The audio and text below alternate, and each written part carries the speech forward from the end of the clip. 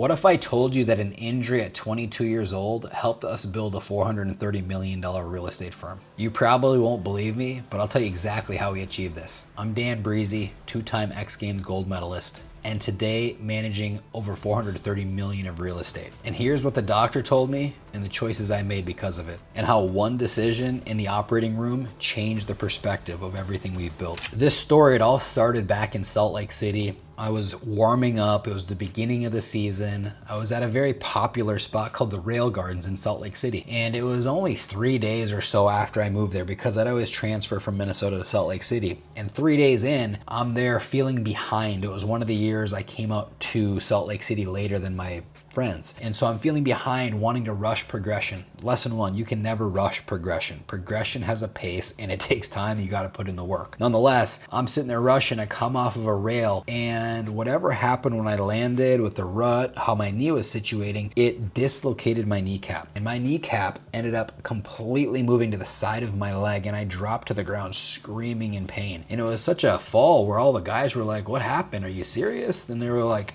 "Pull up your pants, let's see." And I remember pulling my pants up and looking at my knee, and you could see my big kneecap on the left side of my knee, and I heard all of the guys scream, "Ah!" And that was the moment I knew I needed to get straight to the emergency room. So these guys pick me up, bring me to the car, bring me to the emergency room. And the doctor takes a look at it and he says, "Yeah, you've got 2 options. You tore your meniscus." He's like, "I can sew your meniscus and it'll take you 9 months to a year to recover, but your knee will be great and it'll last the rest of your life. Or option 2 is I can cut it and I can get you back out on the snow in 3 to 4 weeks max. But you're gonna have arthritis and knee pain the rest of your life. What option do you want to choose?" I'm proud of myself to look back at my 22-year-old self and say, sew it. I'm thinking long term here. I don't want the quick fix, cut it off, let me get back out there and have knee pain the rest of my life. I'm 22. We got to be in my body here until I am hopefully 100 years old. So the doctor says, "Sounds great, we'll sew it up." He sewed it up, surgery went well, and he said it. He's like, "You need to go 6 to 9 months of care, of rehab, of biking."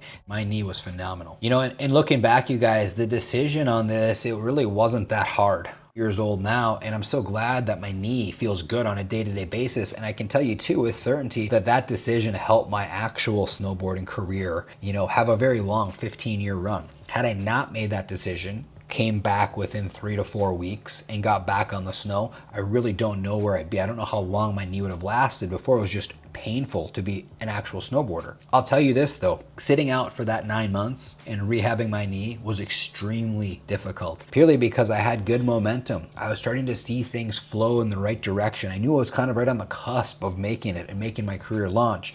And then boom, right before my career takes off, I get this really large challenge of a major knee injury. And during that time, it was really the testament, I think, of how bad do you want it. And I think that's, an analogy of how things have been in my life is right before something great happens, often you'll get thrown this test to see how bad do you really want it? What are you really willing to do? Are you gonna give up and go home and start something new, or are you gonna push through it and see through to the end? That principle of what I learned from that injury is absolutely invaluable. And so you guys, the way I wanna connect this is the decision to think long-term during my snowboarding career is exactly what we run on and how we think for Granite Towers as a real estate investment firm. You want to think in decades. Really wealthy people tend to think in decades or even multiple decades. If you look at the news and you're jumping around month to month, or you have one bad year and you run to the next opportunity, just remember, when you start in a new field, in a new profession, you start at the back of the line.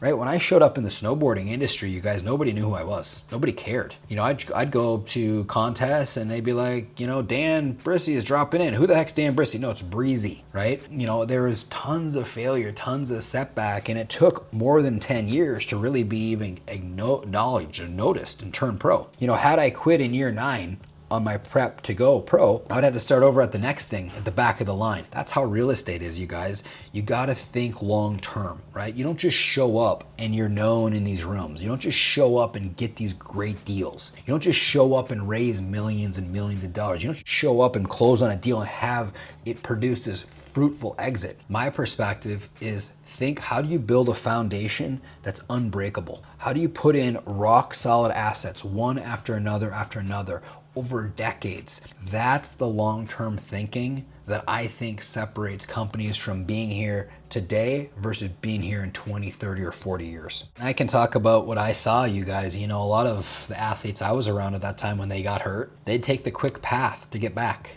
or they wouldn't do any of the rehab, right? They'd have their work done, have the surgery done, and the doctor would suggest the amount of time that they should take to rehab and take care of their body, and they would just ignore it. They'd be like, I feel good enough, I'm gonna go. And I can tell you right now, almost every time, if not every time, those folks didn't stick around very long. They didn't have the long-term thinking. They thought, I want to get back out there, I need to get back out there, and they pushed it too fast. Same with real estate. Man, I can tell you there's so many people who were not around the real estate industry and started raising incredible amounts of money when money was easy to come by, and started doing deal after deal after deal, moving so fast. And now they're gone. So I think there's a very direct correlation to moving with a clear target in mind and buying with sophistication and long-term thinking and wanting and planning to be around for decades versus how much money can I make this year? How many deals can I do this year? The difference in vision mentally is a foundation that is absolutely critical and something to tune into at a very deep level. If it's something you're not tuned into, it's something that will hurt you long term. You know, the first time I think about applying this, you guys, with real estate was my purchase in 2012, buying a duplex. You know, my